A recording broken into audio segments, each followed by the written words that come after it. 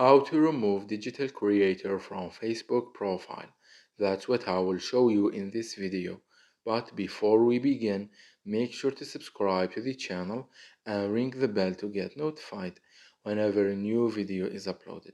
Also, don't forget to check the description box as you'll find some great offers and amazing giveaways that you might be interested in. With that said, let's get started. So go ahead and open up Facebook. And once you do that, navigate to your profile page. Now, once you are here, you can see in my profile details, it says Profile Digital Creator. And the reason for this is because I have turned my profile to a digital creator account. Now, in order for me to remove this digital creator from my account, I will need to undo the process of turning my profile to professional mode, and it goes like this. Let's go back up and click on the three dots midway right the screen. These ones right here, if you can see them, just click on them.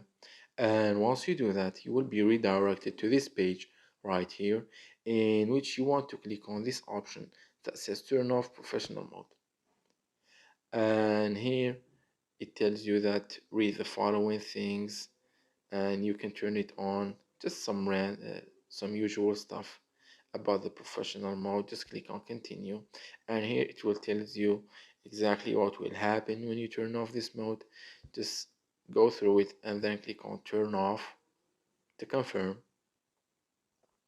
And as you can see, the professional mode has been turned off.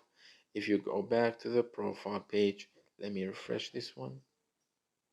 As you can see, the digital creator has been removed from my profile, and my profile is no longer on professional mode, aka digital creator mode. So that was it for this video. That's how you can turn off the digital creator profile on Facebook. If you have any questions, please leave them in the comment section down below. With that said, see you in the next video.